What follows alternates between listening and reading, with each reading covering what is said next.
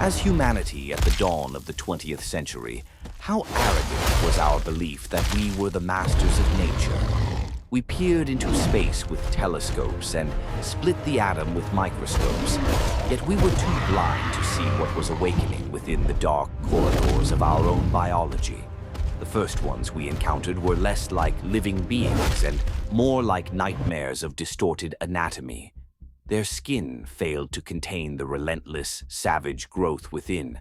Muscle fibers spilled out like the pistons of a living machine. They were neither reptile nor mammal. They were simply grotesque monuments of a pure, shapeless power woven from bone, cartilage, and pus. Then, the colors changed.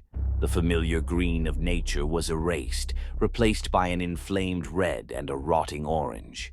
We sought mercy or reason in the eyes of these creatures, but found only the dull glint of a wet, insatiable appetite. We were not enemies to them, nor even a threat. We were merely biomass, helpless heaps of protein waiting to be digested. But the greatest horror came when we witnessed this perverse leap of evolution in a familiar silhouette.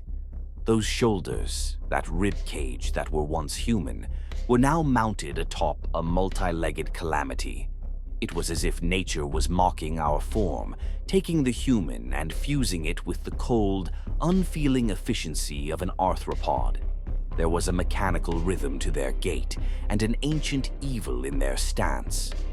Ultimately, we realized that this was not a war or an invasion. It was the inevitable displacement of species. Their armor was not of steel, but of calcified bone, yet it was more durable than our strongest weapons. The sharp, alien intelligence in their gaze silently proclaimed the end of our civilization. The age of man has ended. The world now belongs to these new masters of flesh and steel.